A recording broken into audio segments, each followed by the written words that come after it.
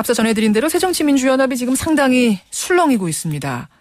어제 박영선 원내대표 겸 비대위원장이 비대위원장의 외부 인사를 영입할 것이다 이렇게 밝혔는데요. 뭐 여기까지는 예상이 됐던 일입니다만 그 외부 인사가 새누리당의 비대위원 출신 이상돈 교수라는 얘기가 흘러나오면서 분위기는 급속히 얼어붙은 거죠. 온몸으로 결사저지할 거다 이런 강한 반발부터 시작해서 의견 수렴 절차가 없었다. 이런 과정에 대한 반발까지 다양한 비판이 나오고 있는데요. 당의 중진 한 분 모시겠습니다. 새정치민주연합 정동영 상임고문 연결이 돼 있습니다. 정동영 상임고문님 안녕하세요. 네, 안녕하세요. 예. 마음이 어수선하시죠? 글쎄요, 걱정입니다. 예. 일단 이상돈 교수가 수락을 아직 완전히 한 건 아니라고요. 글쎄요, 이제 이분을 영입하기는 사실 어렵게 됐다고 봅니다. 어렵게 됐다라고 지금 확실하게 말씀을 하시는 건가요? 제가 이상돈 교수라고 해도 예. 당에서 환영을 해도 참고 처리를 해도 어려운 결정인데 예. 어떻게 수락할 수 있겠습니까? 이것은 바람을 말씀하신 겁니까? 아니면 지금 밤 사이에 뭔가 상황이 바뀐 걸 말씀하시는 겁니까? 그런 상황을 들은 것은 없습니다. 예. 어렵지 않겠느냐라는 생각.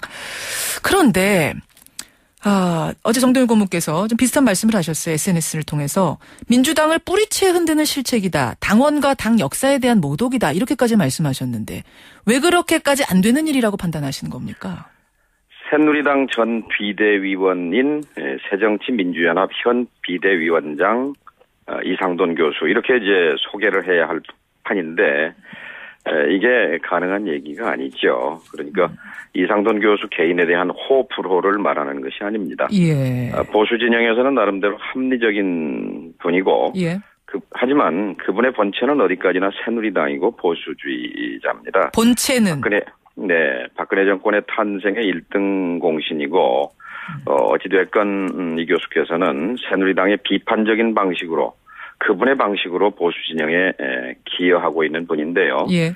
이런 분을 제1야당의 당대표로 영입한다는 것은 민주당이 새정치민주연합이 우리 당은 새누리당과 아무런 차별성이 없는 정당이요 라고 전 국민 앞에 공표하는 것이나 마찬가지죠. 이것은 바로 당원과 당의 역사에 대한 모독이 되는 것이죠. 새누리당 이중대라고 선언하는 꼴이다 이렇게 보시는 거예요?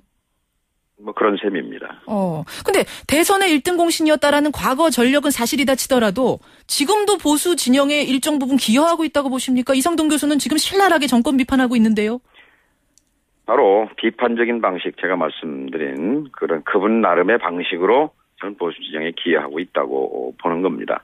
어쨌든 이상돈 교수가 민주당의 실질적인 당대표 비대위원장이 되게 되면 예. 늘 따라다닐 거 아니겠어요? 박근혜 후보 캠프 출신이며 예. 박근혜 정권 탄생의 1등 공신이었던 새정치민주연합의 비대위원장. 이런 발상 자체가 불가능하죠. 불가능한 발상이다라는 생각. 그런데 이상돈 교수도 처음에는 고사하다가 야당이 살아야 보수당인 새누리당의 장기 집권을 막고 대한민국 민주주의가 발전한다라는 소명의식으로 제안을 수용했다. 이렇게 알려져 있거든요. 그렇다면 지금은 야당에 대한 애정, 소신, 민주주의에 대한 애정 이런 게 있는 거 아닐까요? 그동안 민주당이 중산층과 서민을 위한 정당이다. 그런 진보적 정체성을 당의 정체성으로 받아들인 게 맞다면 예. 그런 지향성을 가지고 취향이 아니라 예. 그런 지향성을 가지고 살아온 분들도 많이 계시다고 생각합니다. 또 사람이 없다는 이유로 새누리당 인사를 당대표로 영입하겠다는 말은 예. 사람이 없다는 핑계로 친일 식민사관을 가진 분을 총리로 지명하고 또 세월호 참사 책임을 지고 사퇴한 총리를 재임명하고 그래서 국민을 경악시킨 박근혜 대통령과 다를 바가 없는 것이죠. 그래서 어려울수록 원칙과 정도로 가야 합니다. 당의 진로가 걸린 문제는 여의도에서만 의견을 구하면 안 됩니다. 여의도에서만 자꾸 묘수공리를 하니까 예. 이런 자폭형 참사가 생기고 있는 겁니다. 자폭형이라고까지 지금 하고. 730 재보선 공천 참사, 예. 두 차례의 세월호 여야 합의 참사, 예. 또 이번에 새누리당 인사 당대표 영입 참사, 예. 이 근원을 찾아가면 모두 결국 당의 노선과 철학에 부재해 있습니다. 정체성이 불분명하기 때문에 벌어진 일들입니다. 그래서 중도에 대한 잘못된 환상, 이미지 정치에 매몰된 자기 부정 이런 배경이 깔려 있다고 생각합니다. 찬성하시는 분들의 반론을 제가 한 가지만 더 질문드리자면 이상돈 교수가 정치 경험이 없고 야당과 연이 전혀 없기 때문에 오히려 당 혁신을 강하게 하는데 적임자 아니냐 하시는 분도 계세요. 어떻게 보십니까? 금방 말씀을 드렸다고 생각해요. 사람이 없다는 핑계로 친일 식민사관 인사를 총리로 지명하면 국민이 받아들이겠습니까?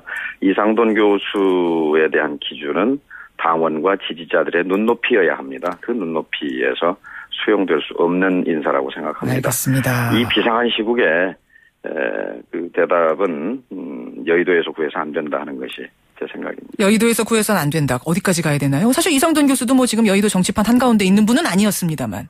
당원과 야당 지지자들에게 의견을 구하고 특히 세월호 현장 민심과도 긴밀히 소통해야 합니다.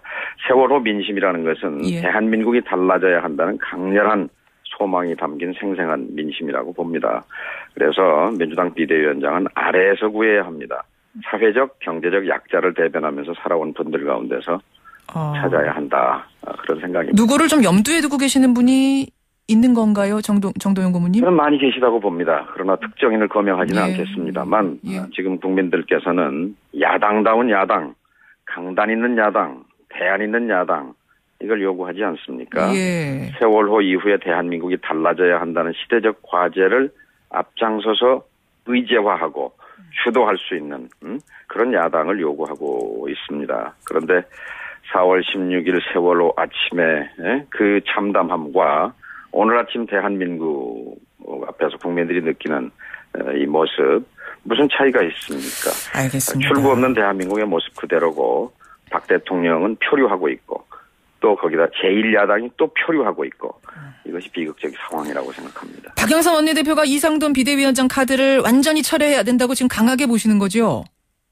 그건 수용될 수 없는 카드죠. 만약 그럼에도 불구하고 고수한다면 그럼 그 다음은 어떻게 될까요? 아니 당에서 의원들도 이미 입장을 표명한 바 있어서 이건 이미 죽은 카드라고 생각합니다. 죽은 카드라고 생각하신다.